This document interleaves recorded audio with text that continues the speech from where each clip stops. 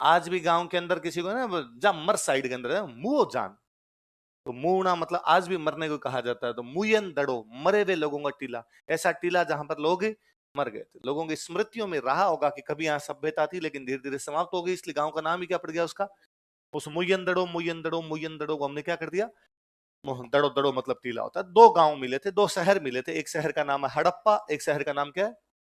कल हमने पढ़ा कि दोनों एक दूसरे से 375 किलोमीटर दूर, कितने दूर, एक पंजाब में एक सिंध, राज्य के राज्य चेंज हो गए, लेकिन उसके बावजूद दोनों के मकान एक जैसे बने हुए। दोनों में पक्की ईंटों के मकान, पक्की ईंटों की नालियां, पक्की ईंटों की सड़कें, कुएं, रसोई, स्नान घर, 90 डिग्री के एंगल पर काटती हुई सड़कें, नालियां ऊपर से ढकी हुई, सब कुछ एक जैसा। इवन एक भी घर का दरवाजा सड़क की तरफ नहीं है, घरों के सारे दरवाजे वो सड़क के उस साइड है। उनको लगता होगा कि नहीं प्राइवेसी मैटर्स, आता जाता कोई भी आदमी अपने घर के अंदर ताक झांक करना नहीं चाहिए, तो घर के दूसरी साइड के अंदर दरवाजे रखो। फिर एक भी घर के अंदर जो ग्राउंड फ्लोर है उसके ऊपर खिड़कियां नहीं है, फर्स्ट फ्लोर पे खिड़कियां बना ली, ग्राउंड फ्लोर पे तो उन्होंने खिड़कियां भी नहीं बनाई, दरवाजे दूसरी साइड में, खिड़कियां फर्स्ट फ्लोर पे नहीं है, ताकि घर के अंदर कोई भी ताक झांके। तो यार ये कैसे हो सकता है कि दो शहर एक जैसे बने हो जिसमें खिड़कियां दरवाजे भी सेम बने हो। इसका मतलब कोई शासन प्रशासन रहा होगा जिसने ऑर्डर जारी किया होगा कि सारे घर एक जैसे होने चाहिए, किसी भी घर में किसी प्रकार का चेंज होना नहीं चाहिए। तो अंग्रेजों को इस बात में मजे आए और अंग्रेजों ने कहा भाई और खोदो। 1924 में जॉन मार्शल घोषणा करता है कि दुनिया में पहली बार कहीं पर नगर बने थे तो वो देश भारत है। दुनिया में पहली बार कहीं पर पक्की ईंटों की सड़कें बनी थी तो वो देश भारत है। दुनिया में पहली बार कहीं पर पक्की ईंटों की नालियां बनी थी तो वो देश भारत है। भारत दुनिया की पहली नगरीय सभ्यता है। India is first urban civilisation of world. ये सबसे पहले यदि नगर कहीं पर बनने लगे तो कहां बनने लगे। अब अंग्रेजों का और खोदो और खोदने शुरू किए तो भाई साहब उनको हर साल पाकिस्तान वाले पंजाब और सिंध में कुछ ना कुछ मिल जाए। जब आज मिल गया चहुदड़ो, आज मिल गया कोटदीजी, आज मिल गया सुतकांगेडोर, आज मिल गया सोरतुगई, आज मिल गया अल्लादिनो, आज मिल गया मुंडिका। जगह जगह सेंटर पर सेंटर मिले उस पाकिस्तान वाली साइड के अंदर उनको। ये सेंटर उनको मिलते जा रहे थे, इतने में 47 आ गया, 1947। देश का विभाजन में वो सारे सेंटर जो अब तक मिले थे पाकिस्तान चले गए। अपने पास केवल दो बचे थे, कोटला, निहंग और रंगपुर, छोटे छोटे दो सेंटर। बाकी जितने महत्वपूर्ण सेंटर थे वो सारे कहां चले गए, पाकिस्तान।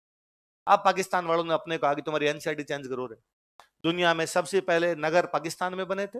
दुनिया में पहली बार पक्की सड़कें, पक्की नालियां, पक्के मकान पाकिस्तान के अंदर बने थे। दुनिया की पहली नगरीय सभ्यता पाकिस्तान। हमने कहा अब तक तो अपने सेम सेम, तो उन्होंने कहा थप्पड़ मारेंगे, हमारा और तुम्हारा आपस में कोई लेना देना। तो अपने वालों का किसी का दिमाग काम किया कि जब पाकिस्तान वाले पंजाब के अंदर लोग रहते होंगे तो अपने वाले पंजाब में रहते होंगे। लाइन खींच के तो रहते नहीं कि भाई ये लाइन खींच दो, इधर तो रहेंगे इधर रहेंगे। नदियों के पास में, नदियां तो अपनी साइड में, पंचनद, सिंधु, सतलज, चिनाब इनके आसपास मिल रहे हैं, तो ये तो अपने साइड के अंदर भी है, तो यार अपने भी इनके आसपास देखे जाए। और हमने जब इधर अपने साइड में एक्सकेवेशन करना शुरू किया, बहुत जल्दी हमको पंजाब में एक सेंटर मिला, रोपड़। क्या मिला, हमने कहा इसका मतलब लोग तो अपने साइड के अंदर भी रहते। हम थोड़ा और नीचे उतरे, हरियाणा में एक बहुत प्यारा सेंटर मिला हमको, बनावली। क्या मिला, और बनावली मिला था, मजा आ गया। बनावली में वॉश बेसिन था। क्या मिला हमें, और हमने पाकिस्तान वालों कहा मंगतो, नालियों में हाथ धो दोगे जिंदगी खत्म हो गई तुम्हारी। है ना, इधर एलिट क्लास इधर रहता है, उच्च वर्ग के लोग इधर रहते हैं, नालियों में हाथ नहीं धोएंगे भाई साहब, किसमें धोएंगे, अपने वॉश बेसिन है। हम थोड़ा और नीचे उतरे, हमें एक और बेहतरीन सेंटर मिलता है, कालीबंगा। क्या मिलता है, जैसा हड़प्पा, जैसा मोहनजोदड़ो, वैसा ही वैसा। इसलिए आपने दशरथ शर्मा इतिहासकार है, दशरथ शर्मा कहते हैं यदि वो सिंधु घाटी सभ्यता कोई एक पूरी सभ्यता थी तो उसकी दो राजधानियां थी, एक थी हड़प्पा और एक थी मोहनजोदड़ो। यदि उसकी तीसरी राजधानी कोई पूछे तो वो कौन सी है। तो दशरथ शर्मा सिंधु घाटी सभ्यता की तीसरी राजधानी किसको बताते हैं। हम थोड़े और नीचे उतरे, हमें गुजरात में एक बहुत बेहतरीन सेंटर मिलता, धोलावीरा। क्या मिलता है, अचंभे की बात यह थी कि अब तक के जितने सेंटर थे वो नदियों के पास मिल रहे थे, धोलावीरा के आसपास कोई नदी नहीं, कच्छ के रण के अंदर बना हुआ एक सेंटर। समझने वाली बात यह थी कि नदियों के किनारे सेंटर इसलिए डेवलप किए जाते थे ताकि वहां पे खेती अच्छी हो सके। नदियों से दूर एक जगह कोई सेंटर डेवलप किया गया तो खेती कैसे करते होंगे। जब पूरे गांव का उत्खनन हुआ तो पता चला उन्होंने तालाब बना रखा था, तालाब से वो पानी का यूज करके खेती करते थे। मतलब कितने इंटेलिजेंट लोग हो गए होंगे कि तालाब से सिंचाई की व्यवस्था भी वो जान गए होंगे।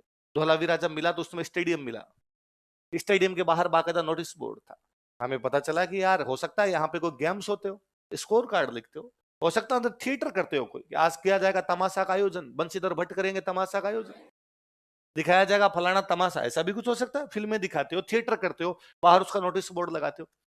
1990 के आसपास हरियाणा में एक और बेहतरीन सेंटर रविंद्र सिंह बिष्ट खोजते हैं, उसका नाम है राखी गढ़ी। क्या नाम है, अब तक उत्खनन चल रहा है, खत्म नहीं हुआ है। राखीगढ़ी इतना बड़ा सेंटर मिला हमें, राखीगढ़ी मिला तब पता चला कि अब तक हम बड़ा सेंटर मान रहे थे मोहनजोदड़ो, क्या मान रहे थे, राखीगढ़ी को 3 गुना बड़ा है। तो हमने कहा सिंधु घड़ी सभ्यता का सबसे बड़ा कोई सेंटर पड़ा है वो तो हमारे पास पड़ा है।